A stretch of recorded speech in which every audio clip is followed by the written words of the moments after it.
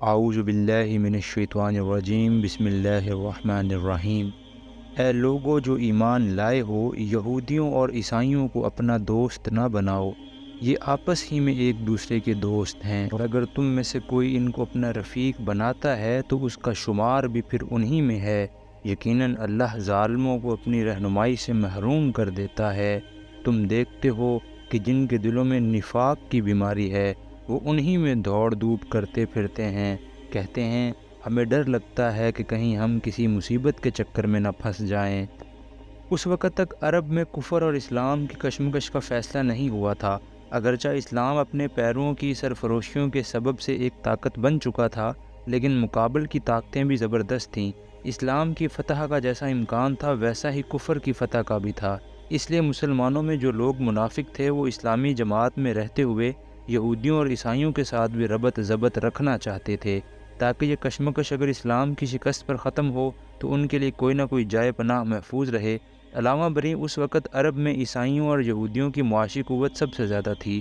ساہوکار بیشتر انہی کے ہاتھ میں تھا۔ عرب کے بہترین سبز و شاداب خطے ان کے قبضے میں تھے۔ ان کی سود خواری کا جال ہر طرف پھیلا ہوا تھا، لہٰذا معاشی اسباب کی بنا پر بھی یہ منافق لوگ ان کے ساتھ اپنے سابق تعلقات برقرار رکھنے کے خواہش مند تھے۔ ان کا گمان تھا کہ اگر اسلام و کفر کی اس کشمکش میں ہمہ منہمک ہو کر ہم نے ان سب قوموں سے اپنے تعلقات منقطع کر لیے جن کے ساتھ اسلام اس وقت برسر پیکار ہے، تو یہ فعل سیاسی اور معاشی دونوں حیثیتوں سے ہمارے لیے خطرناک ہوگا۔ مگر بعید نہیں کہ اللہ جب تمہیں فیصلہ کن فتح بخشے گا یا اپنی طرف سے کوئی اور بات ظاہر کرے گا تو یہ لوگ اپنے اس نفاق پر جسے یہ دلوں میں چھپائے ہوئے ہیں نادم ہوں گے۔ یعنی فیصلہ کن فتح سے کم تر درجے کی کوئی ایسی چیز جس سے عموماً لوگوں کو یہ یقین ہو جائے کہ ہار جیت کا آخری فیصلہ اسلام ہی کے حق میں ہوگا، اور اس وقت اہل ایمان کہیں گے کیا یہ وہی لوگ ہیں جو اللہ کے نام سے کڑی کڑی قسمیں کھا کر یقین دلاتے تھے کہ ہم تمہارے ساتھ ہیں؟ ان کے سب اعمال ضائع ہو گئے اور آخرکار یہ ناکام و نامراد ہو کر رہے۔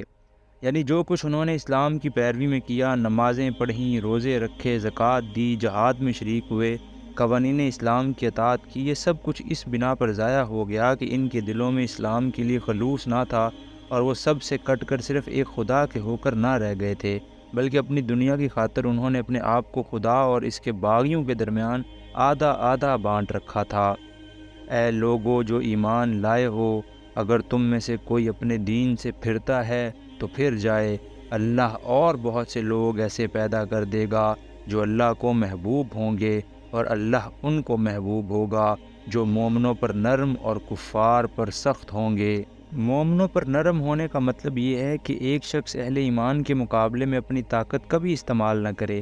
اس کی ذہانت، اس کی ہوشیاری، اس کی قابلیت، اس کا رسوخ و اثر، اس کا مال، اس کا جسمانی زور، کوئی چیز بھی مسلمانوں کو دبانے اور ستانے اور نقصان پہنچانے کے لیے نہ ہو۔ مسلمان اپنے درمیان اس کو ہمیشہ ایک نرم خو، رحم دل، ہمدرد اور حلیم انسان ہی پائیں۔ کفار پر سخت ہونے کا مطلب یہ ہے کہ ایک مومن آدمی اپنے ایمان کی پختگی، دینداری کے خلوص، اصول کی مضبوطی، سیرت کی طاقت اور ایمان کی فراست کی وجہ سے مخالفین اسلام کے مقابلے میں پتھر کی چٹان کے مانند ہو کہ کسی طرح اپنے مقام سے ہٹایا نہ جا سکے۔ وہ اسے کبھی موم کی ناک اور نرم چارہ نہ پائیں۔ انہیں جب بھی اس سے سابقہ پیش آئے، ان پر یہ ثابت ہو جائے کہ یہ اللہ کا بندہ مر سکتا ہے مگر کسی قیمت پر بک نہیں سکتا اور کسی دباؤ سے دب نہیں سکتا، وہ اللہ کی راہ میں جد و جہد کریں گے اور کسی ملامت کرنے والے کی ملامت سے نہ ڈریں گے۔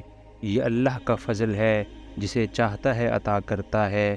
اللہ وسیع ذرائع کا مالک ہے اور سب کچھ جانتا ہے۔ یعنی اللہ کے دین کی پیروی کرنے میں، اس کے احکام پر عمل درآمد کرنے میں، اور اس دین کی روح سے جو کچھ حق ہے اسے حق اور جو کچھ باطل ہے اسے باطل کہنے میں انہیں کوئی باک نہ ہوگا۔ کسی کی مخالفت، کسی کی طعن و تشنیع، کسی کے اعتراض اور کسی کی پھبتیوں اور آوازوں کی وہ پرواہ نہ کریں گے۔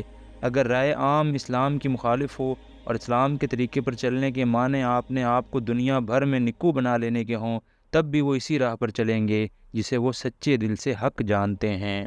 تمہارے دوست تو حقیقت میں صرف اللہ اور اللہ کا رسول اور وہ اہل ایمان ہیں جو نماز قائم کرتے ہیں، زکوٰۃ دیتے ہیں اور اللہ کے آگے جھکنے والے ہیں اور جو اللہ اور اس کے رسول اور اہل ایمان کو اپنا رفیق بنا لے اسے معلوم ہو کہ اللہ کی جماعت ہی غالب رہنے والی ہے۔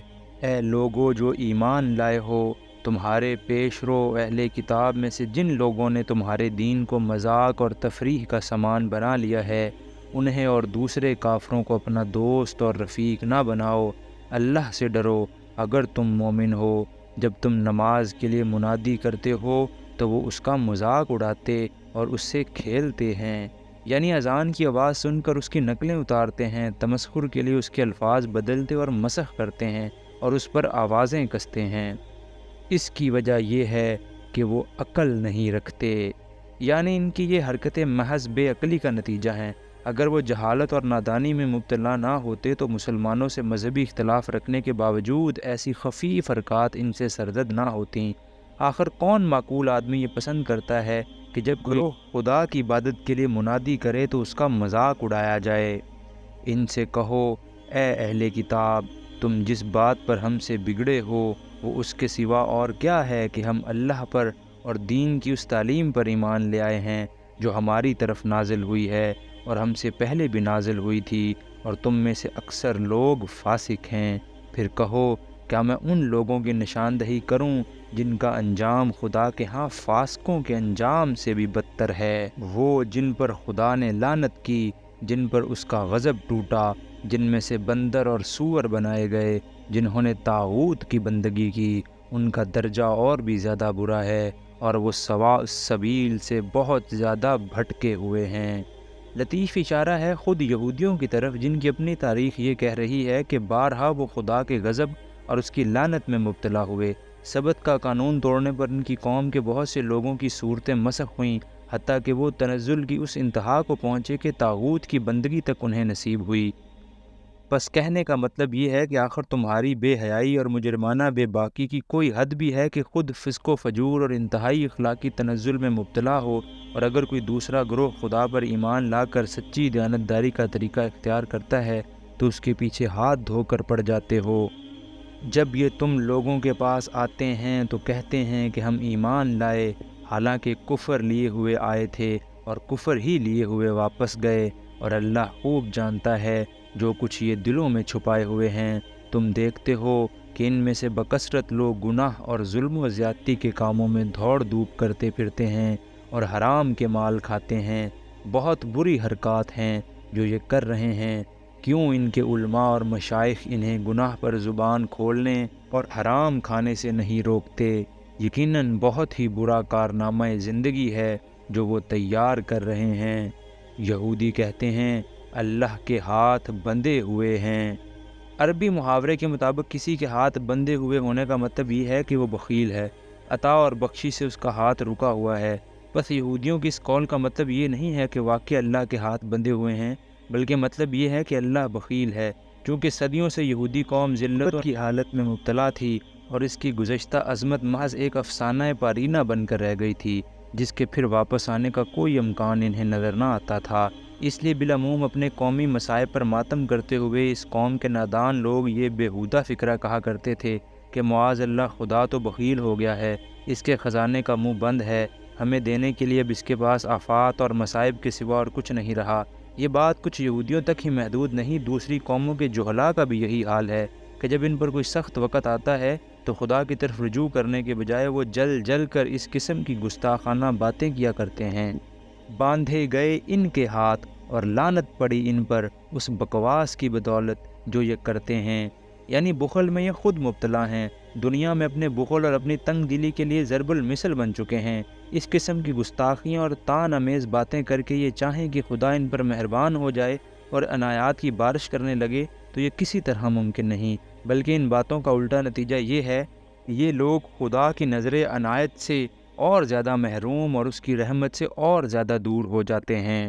حقیقت یہ ہے کہ جو کلام تمہارے رب کی طرف سے تم پر نازل ہوا ہے وہ ان میں سے اکثر لوگوں کی سرکشی و باطل پرستی میں الٹے اضافے کا موجب بن گیا ہے، یعنی بجائے اس کے کہ اس کلام کو سن کر وہ کوئی مفید سبق لیتے، اپنی غلطیوں اور غلط کاریوں پر متنبہ ہو کر ان کی تلافی کرتے اور اپنی گری ہوئی حالت کے اسباب معلوم کر کے اصلاح کی طرف متوجہ ہوتے، ان پر اس کا الٹا اثر یہ ہوا ہے کہ ضد میں آ کر انہوں نے حق و صداقت کی مخالفت شروع کر دی ہے۔ خیر و صلاح کے بھولے ہوئے سبق کو سن کر خود راہ راست پر آنا تو درکنار، ان کی الٹی کوششیں یہ ہیں کہ جو آواز اس سبق کو یاد دلا رہی ہے اسے دبا دیں تاکہ کوئی دوسرا بھی اسے نہ سننے پائے، اور اس کی پاداش میں ہم نے ان کے درمیان قیامت تک کے لیے عداوت اور دشمنی ڈال دی ہے۔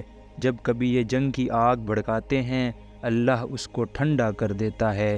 یہ زمین میں فساد پھیلانے کی سعی کر رہے ہیں مگر اللہ فساد برپا کرنے والوں کو ہرگز پسند نہیں کرتا۔ اگر اس سرکشی کے بجائے یہ اہل کتاب ایمان لے آتے اور خدا ترسی کی روش اختیار کرتے تو ہم ان کی برائیاں ان سے دور کر دیتے اور ان کو نعمت بری جنتوں میں پہنچاتے۔